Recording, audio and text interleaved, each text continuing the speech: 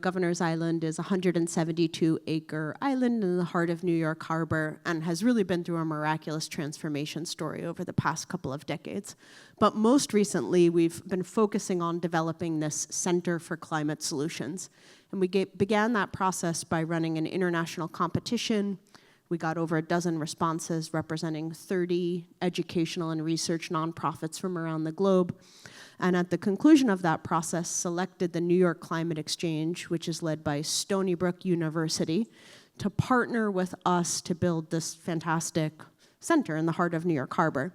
Before we did all that, we did a ton of research. We talked to hundreds of leaders around the country and around the globe on how we could add value to this urgent problem. How can we turn the climate crisis into economic opportunity?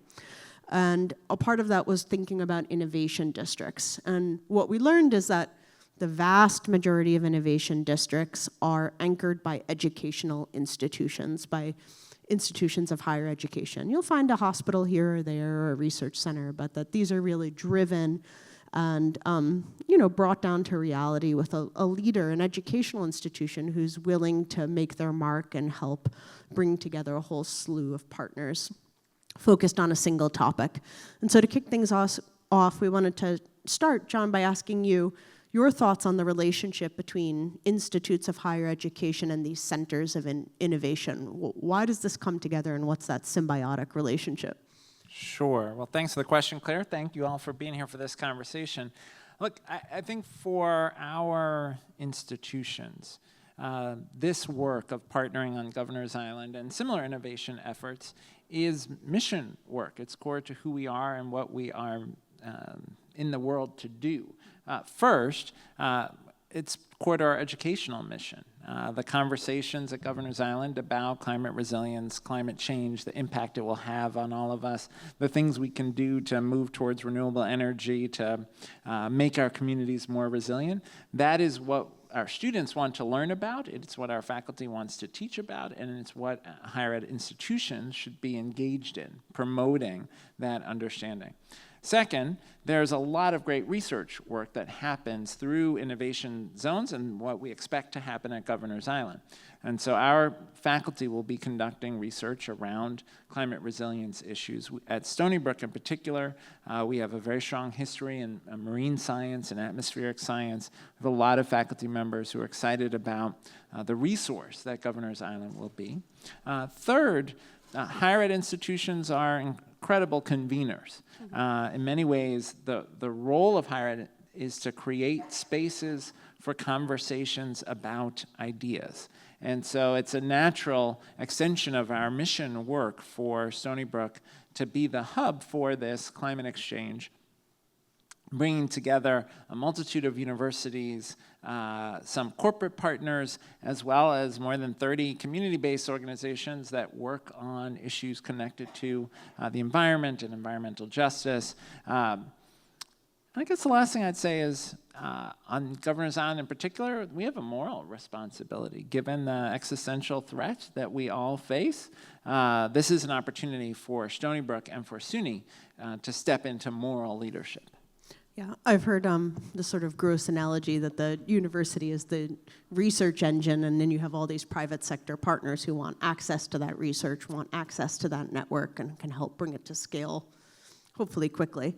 But you touched on something that I think is really exciting about the New York Climate Exchange, which is maybe not a first of its kind, but certainly a very, very unique governance structure. Stony Brook University, as you've heard, is the anchor institution. But in part based on their experience running Brookhaven National Lab, they came up with what we think is a very exciting model, where there's an independent nonprofit. Stony Brook has half the board seats, and then their other university partners also have board seats. Private sector partners, like you mentioned, Chancellor, IBM, Moody's, BCG have board seats, and even smaller local environmental nonprofits like Goals have board seats. And so together you create this, theoretically, shared sense of ownership, a shared sense of control of that mission. And in some respects, this was the thing that really helped Stony Brook stand out in a very competitive process that our advisory committee and our selection committee were super excited about. The idea being, the way we're doing things now obviously isn't working. And so maybe this new model, while it may be challenging and we're going to take a little bit of a flyer on it, has the potential to do so much more.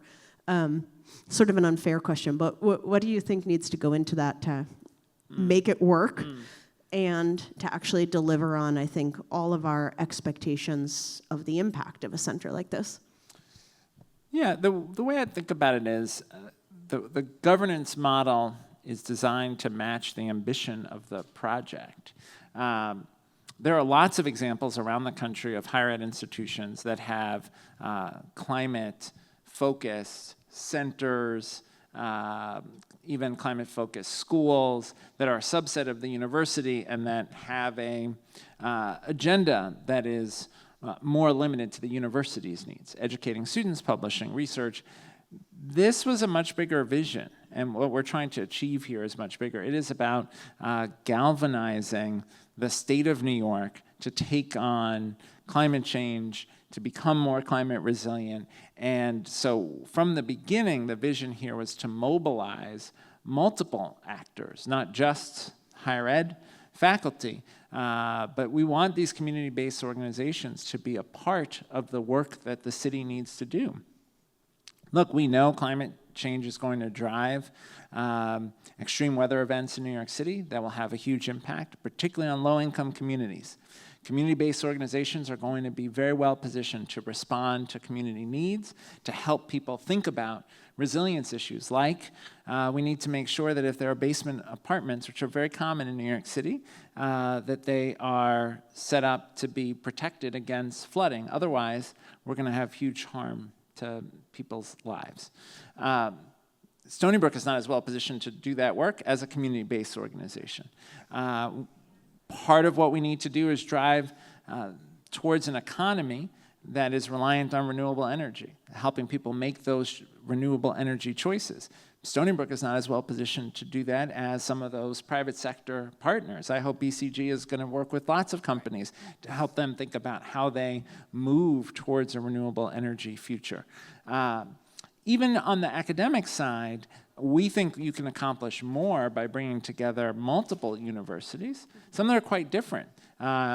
Duke University, a very well-resourced private institution, or the City University of New York, which serves a much more socioeconomically diverse and largely socioeconomically disadvantaged population. So we think we can accomplish more through this governance model that says this is a shared project, not just an extension of Stony Brook.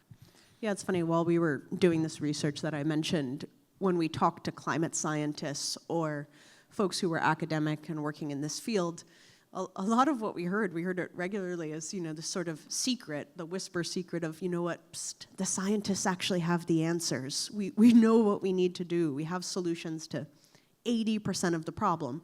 The issue is that we don't have the policy framework in place, we don't have the financial systems in place to speed and scale those solutions. And so this sort of fundamental idea, which really almost sounds like a truism, that we need to bring those scientists next to the policymakers, next to the private institutions, so that we can see the answers get into communities in New York and then hopefully to cities around the world much more quickly, was a lot of what we heard about in the research. And again, it sounds so obvious that if we work together, we'll come up with better answers, but it hasn't been happening. And I wonder what you see as some of the barriers that prevent things like this from taking off. And I haven't been able to come to an answer, but to actually put those different cross-sector folks in a room together, working together.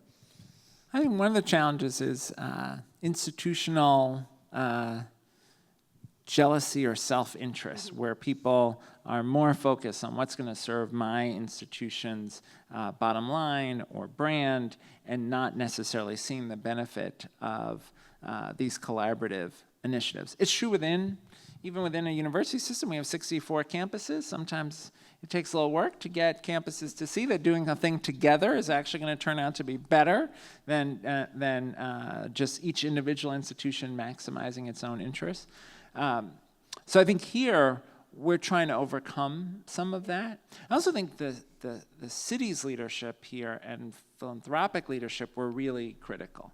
For the city to say, we've got this amazing property, a beautiful space. There are a lot of things that could have been done on Governor's Island. The vision to see that a climate-focused, climate resilience, climate research campus was the best, highest use, was ambitious, creative, and they were willing to put money behind it, right? $150 million, that's a big deal. The Bloomberg Foundation and the Simons Foundation shared that vision and said, this is the right bet, and we're going to put, between the two of them, $50 million from Bloomberg, $100 million from Simons, we're going to put another $150 million into this project. That was huge. Yeah. And that was foundations and the city betting on a collaborative rather than betting on a single institutional partner. And that doesn't always happen. And we're lucky, and I think we're positioned now to hopefully go mobilize additional philanthropic dollars, ideally city, state, and dare I say it, federal dollars as well, to try to drive this work. Yeah, it's interesting.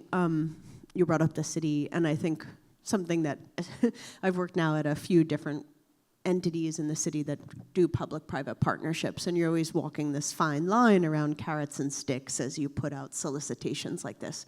You're looking for the best partner to join you in important work, and you're offering incentives, like in this case, the $150 million. But we also spent an extraordinary amount of time agonizing over what we were going to say in this request for proposals. And do we require a collaborative model? Do we encourage it? And I do think those nudges from government can, particularly when they're paired with an opportunity like the property and the money prize, can help steer the responses in the right direction and hopefully overcome some of those barriers. I think that's right. And look, I think, and Claire, this is something that you've led on incredibly well. This is such an amazing asset for the city, a place where people can come together, not only around climate, but to appreciate the beauty of New York City. I mean, you saw the park space, which is incredible. You've got high school students who are there at the Harbor School who are learning alongside what will be college and graduate student researchers. So you have this opportunity to have a space that is a real treasure for the city of New York. Yeah. My hope is that once the new facility is built, the mass timber facility, that we'll be able to have convenings where we'll bring folks from all over the country and all over the world to this incredible space to think about climate resilience, and they will see New York as a leader in that. Yeah, and there's a moment to it. The city for many years has been fairly ambitious around its goal. New York City has been fairly ambitious over a number of years around its goals on sustainability and local laws to reduce carbonization. But the state and SUNY have led in that area as well. I think probably that Stony Brook had in its mind that this fit with the university's broader sustainability initiatives, but even the governor now has these ambitious goals around offshore wind. Mm-hmm. And, does SUNY and the state sort of work together on that? And absolutely. Look, climate is a huge priority for SUNY in a variety of forms. I mentioned our education work and our research work. There is also our workforce development role. We have 30 community colleges within our 64 campus system. We are preparing the workforce that will work on electric vehicles. We're preparing the workforce for offshore wind. We're preparing the workforce that will help build geothermal networks throughout the state. We also have a ton of facilities. We actually have at SUNY 40% of the state-owned buildings. So I always say if SUNY doesn't hit our climate goals, the state won't hit our climate goals. We have tried at SUNY in managing all of those facilities as we do renovations to move toward renewable energy. So we're on track to hit by 2030 our 40% reduction in greenhouse gas emissions. That's good. But to hit the state's more ambitious 85% reduction by 2050 goal, we have a lot of work to do. a lot of capital investment that is needed across our facilities. But we think we can be a demonstration site, really, for smart climate planning. For example, geothermal networks are easier to do on a campus where we control all the buildings than they would be in a town where you have to get all the property owners to agree to a common project. So we want to lead on that.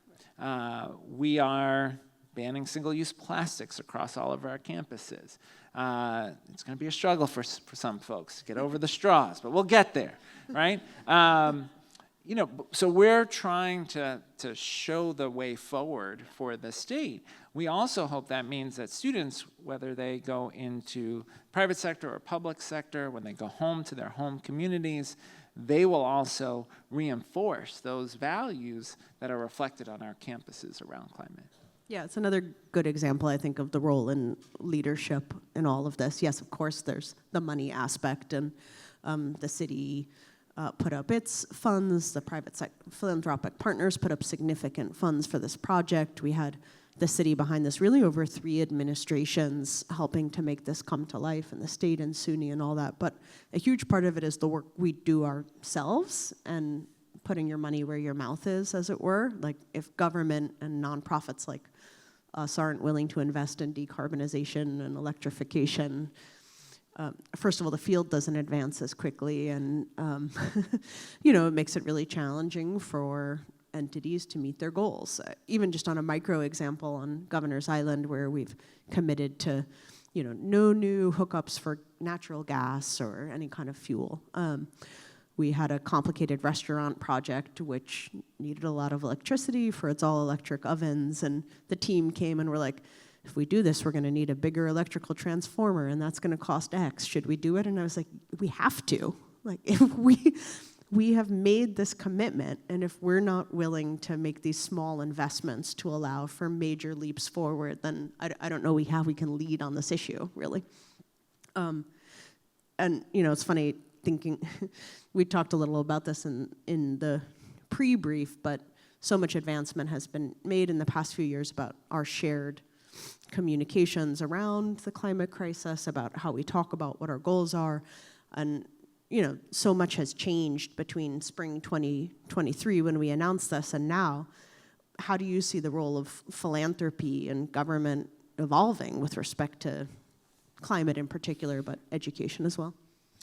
Look, it's early days for the new administration, but I think it's fair to say that the early signals are that we're going to see less federal leadership on climate change, climate resilience. And so we have to step into that breach. I believe philanthropy and state and local government have to step into that breach. With the country walking away from Paris, we have to step up and say, no, we're going to keep moving towards ambitious climate goals. And New York State is doing that. New York City is doing that. We're trying to do that at SUNY.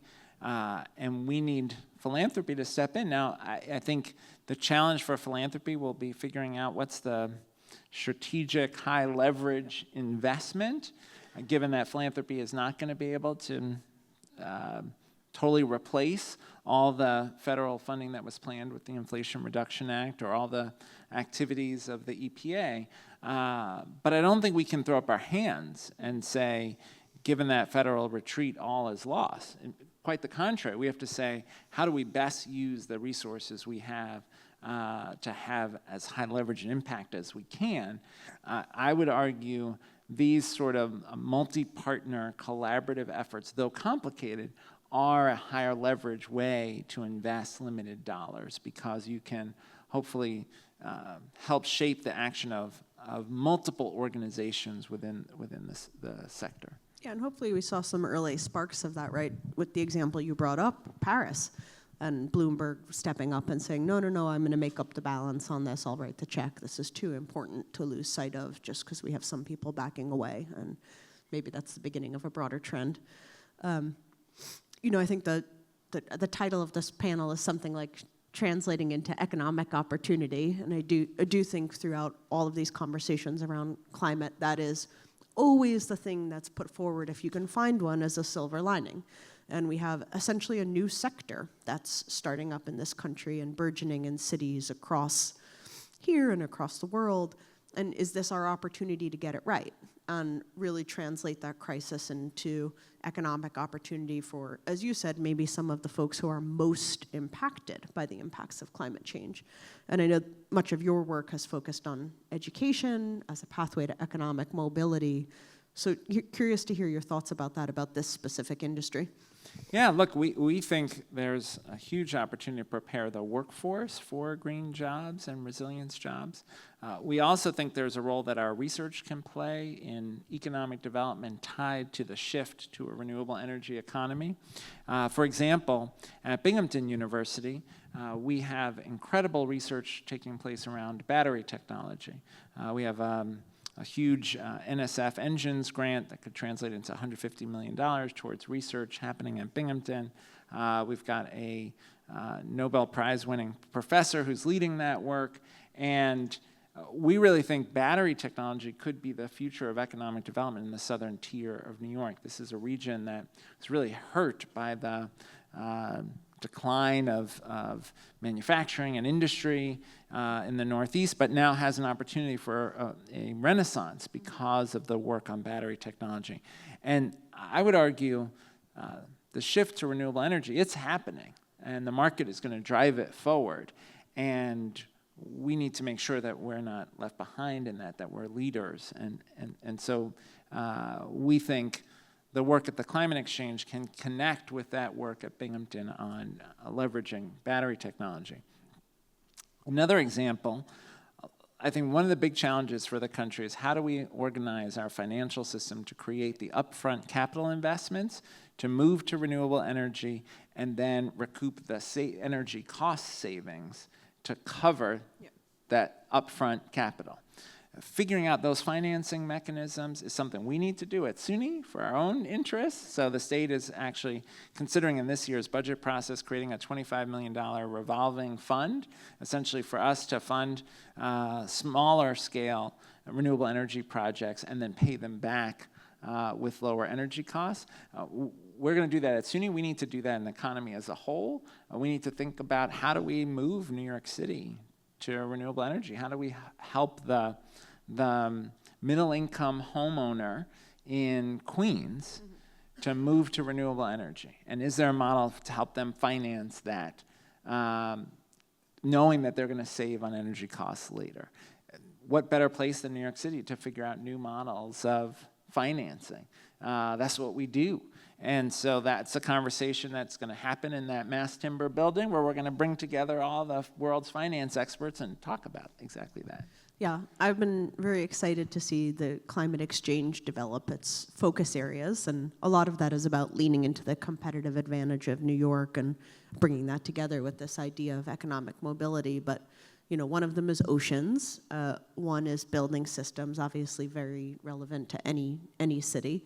And then another is specifically climate finance. And so this idea that, you know, climate doesn't exist as its own unique sector in some respects, it does, but it also needs to be embedded into everything that we do. And so one of the early initiatives of the exchange is doing trainings with young professionals in financial sectors in New York so that they, from really the year they become an analyst or an associate, are factoring climate risk into the way they do their modeling, are thinking about new interesting financing strategies for the type of demand that you're talking about, which is how do we get the investment we need into these renewable energy sources. And so affirmatively building that in from the beginning as a research area. And then, as you said, bringing thought leaders together from finance, from education, from workforce development, from the UN, all together in this facility where you can also hopefully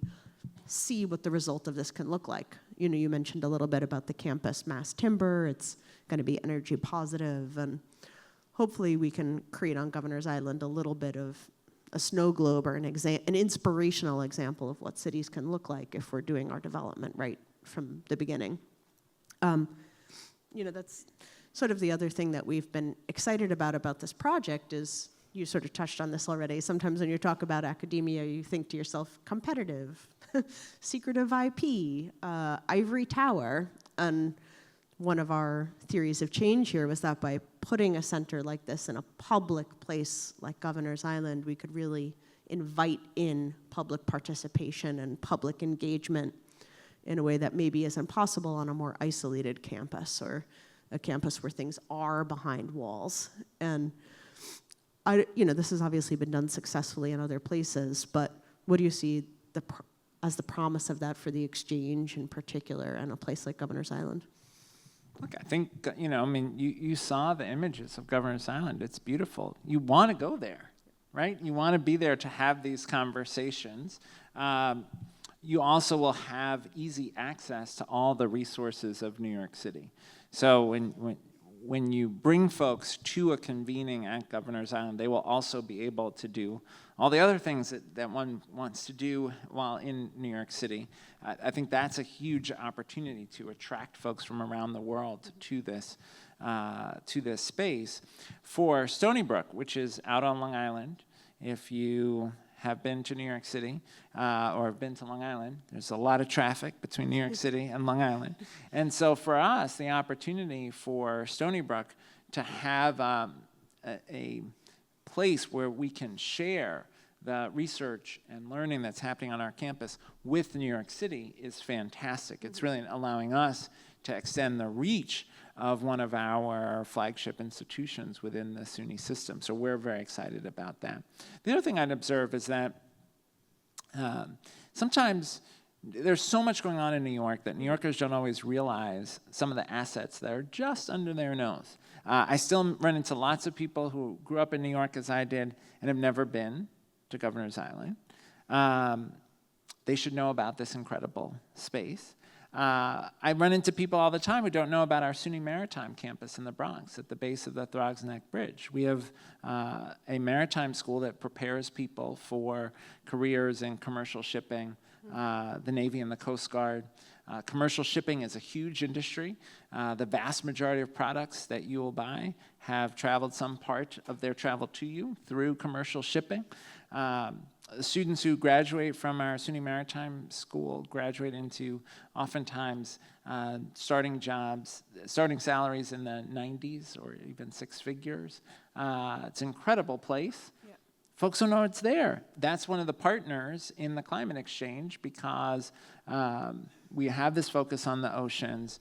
Engaging the commercial shipping industry is going to be critical to our work on addressing climate change and our dependence on fossil fuels. So one of the things we see here is an opportunity to make sure that some of the hidden gems of New York are more visible to people. Yeah, and I think on our side, one of the areas where we're excited to continue to work with the exchange is making this super accessible to visitors. And you don't need to be a climate evangelist to be able to engage with the types of interesting work that will be happening at the center, because if we can get folks who've come to Governor's Island just to ride their bikes, to stop in and see some new cool battery technology or see some research happening in the waterways, then we've helped to move the needle a little bit. I think we're supposed to do questions from the audience, yes. And as we're waiting for people to raise their hands, because we're both born and raised in New York, John, if people come to the city, what's the one neighborhood they should go to eat? Well, since I live in Fort Greene, Clinton Hill, that's where I would want them to come because it's the coolest neighborhood in Brooklyn. Hi. My question is about when the framework that you all are talking about, which is inspiring and wonderful, when you're hit with a big natural disaster and you've got a certain amount of framework in place, but then there's an opportunity because you got to rebuild right then, and it's like you can only focus on what's in front of you. But maybe the resiliency aspect of it, where you're going to have to build back stronger, and there's an economic opportunity aspect of it, and perhaps a silver lining type aspect moving into the kinds of collaborations that you're talking about. I'm just looking for thoughts and ideas about that. Well, I do think that that's one of the reasons that we were excited about this particular model, and thank you for talking about it in that way. You know, if you if you look at any institution, whether it's educational or otherwise, you have folks who've been there for a long period of time. They have certain job titles. They have a sense of what it is they're supposed to be working on, and it can be hard to pivot in moments like that. I think one thing that I'm excited about the exchange is that you're bringing all of that incredible research chops, all of this, again, sort of like private sector acumen, but hopefully in a model where you're able to be much more responsive. Like right now, they're starting with building systems and oceans. Is that going to be the right thing to be researching in 10 years? Maybe they need to refocus on urban heat. And so I like the idea of this system where you're coming to the exchange and you're going to be there for 6 months working on a specific project, or you're going to put together this unique set of stakeholders to try and solve this particular community challenge. But 6 months from now, that might be something totally different. Two things I'd add. One is I hope that the climate exchange helps to force people to think about the question that you just raised. You know, I think about Al Gore's movie years ago, where he laid out so much of what we are seeing today, and yet we didn't act with urgency. I remember when I was state education commissioner just after Sandy. I remember being in the Long Island community, and I'm with the superintendent and maybe the mayor of the local town, and they're showing me the damage. And they pointed to a playground, a waterfront playground, and it's been totally destroyed by Sandy. And they said, oh, that we had just finished rebuilding that playground from the last hurricane. And I said, well, what do you think will happen now? And they said, can't wait to get it rebuilt. And I thought, I'm not sure that is the right strategy. But as a country, that has been our approach in many of these cases, still is. And so I want the climate exchange to be a place where we think through this question for New York City. You know, when you think about what happened with the subways, not only in Sandy, but some of our more recent hurricanes, it is clear the subway system is incredibly vulnerable, and yet we still aren't making the investment that we should in addressing that. And the climate exchange hopefully is a galvanizing force on the question you're raising. Thank you, Claire and Chancellor. Can you hear me? Yeah. My name's Richard Watts. I'm with something called the Center for Community News. We're at a journalism conference, of course. And one of the conversations here that Press Forward always brings forward is that whatever you do or think about, the role of journalism is so important in bringing those stories out. So, for example, in this case, climate change. And SUNY, as the Chancellor knows, is a leader in some ways of engaging their students. But do you have any thoughts on how journalism itself might also play a role in this, or telling stories about what you're doing, or thanks. Well, I think one of our answers to that is, or one of the things we were excited about in this process in general was, again, the integration of different disciplines within academia. And so the exchange, for example, I know that their communications school is a core part of this initiative, because if you can't communicate the risks or you can't communicate the potential solutions, then there's close to no chance that they'll be implemented. And so, again, bringing that really into the center of the work and thinking from the beginning about how do we translate this into, as I said, just normal folks' understanding, so that people come and they say, you know what, I want to see that in my neighborhood. That's one. And then the other comes back to the fundamental public nature of the location here. And I get excited by the idea that somebody who comes to the island, we have to do a good job at this, but that they're introduced to this story, and that storytelling that happens as they're on their journey, whether it be on the ferry or waiting at the terminal or walking across the island, that they're being introduced to these issues in a way that feels interesting and accessible. And so, again, we have to get that part right, but I think there's an interesting opportunity there that maybe doesn't happen in other places. Yeah, one of the things I hope we'll be able to do with this project, there's a former military building that we're going to convert into dorm space on Governor's Island. And I hope we can have our Institute for Local News students, these are SUNY students who are serving as local news reporters with faculty members helping to advise them on their pieces to generate local journalism in news deserts throughout New York State. So we've got SUNY students all across our system who are learning to be local journalists. Bring them to Governor's Island, have them stay in the dorm, have them spend time learning about, thinking about climate change, extreme weather events, climate resilience, and then send them back to their home community, whether it's in Syracuse or Buffalo or up in the North Country, and have them look for those local news stories that are about the impact of extreme weather events, the climate resilience efforts that are happening or not in their local community, water quality issues, right? So there's an opportunity for Governor's Island to enrich the educational experience across SUNY that we're really excited about and allow us to contribute in new ways to the state as a whole. You know, one other thought I have on that, I know we have another question, is that I've seen in a lot of outlets recently a pivot to affirmatively talking about solutions as opposed to just inundating people with doomsday facts about climate change. And I think that's incredibly important. If you want people to get on board and get excited and decide they want to be part of this movement, it can't only be all the scary stuff that's going to happen. It has to also be, and here are some interesting ideas that together we can make happen. Yeah.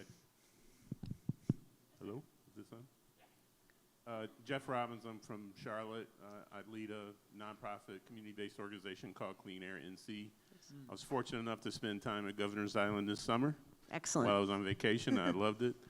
One of the things you mentioned, Chancellor, was about the role of community-based organizations in resiliency efforts. I was wondering if you could talk a little bit about what that looks like. What is the triangulation between university, community-based organization, and foundational investments?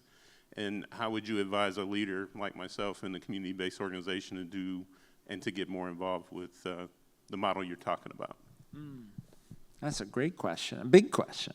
A few things come to mind. One is I think community-based organizations have a very important role in putting pressure on the system to respond to these issues in ways that attend to environmental justice. Because if you look at, and I know you know this from the North Carolina experience, you look at what happens when these extreme weather events occur, which communities are hit hardest. We're seeing it now with the fires in Los Angeles. Which communities are hit hardest? Which communities are least well positioned to recover from those disasters? We see it here in Miami. Who's living in the places that are most vulnerable to flooding? And who's able to access resources, support when these extreme weather events happen? So I think community-based organizations can play a truth teller role, mobilizing communities to pay attention to these environmental justice issues. Second, community-based organizations can help sponsor smart climate resilience initiatives, sometimes that are on a small scale. Yeah. You think about the issue of heat islands and intense heat, the impact it has on kids. I started out as a K-12 educator, as a high school social studies teacher. You think about the kids who are in classrooms that are 80 degrees plus. You can't learn in that kind of environment. Now, if there's a big asphalt parking lot just outside their classroom, that's going to make that heat situation worse as opposed to green space. And community-based organizations can be the ones who mobilize the community to say, let's replace some of these asphalt lots with green space. So those kind of small-scale climate resilience initiatives can be a really, I think, powerful path for community-based organizations. Ideally, I would love to see a day where philanthropy is supporting community-based organizations to also be a part of the shift to renewable energy, and whether it's development of new housing that is reliant on, that is fully electrified, that has solar built in, geothermal networks.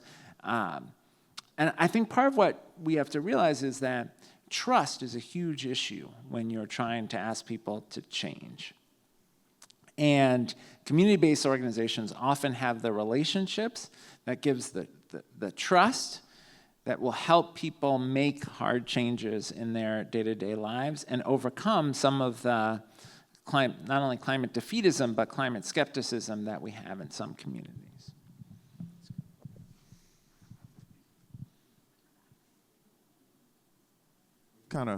You kind of answered it in your last question, in your last response, but as a local government employee and making those decisions, your example a few minutes ago about rebuilding the playground, I do that on a daily basis.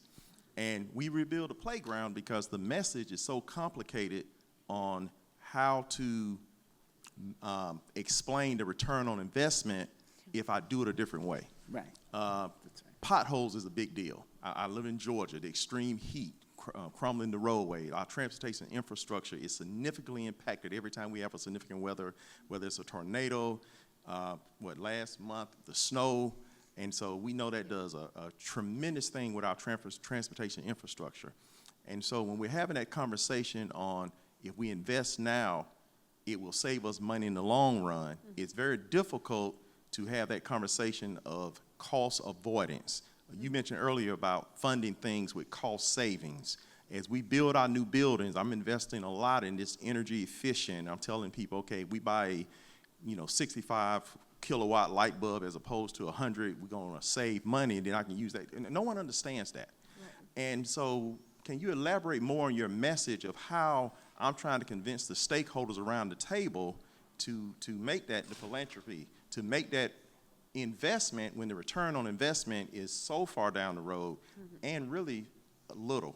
So can you elaborate on that message a little bit?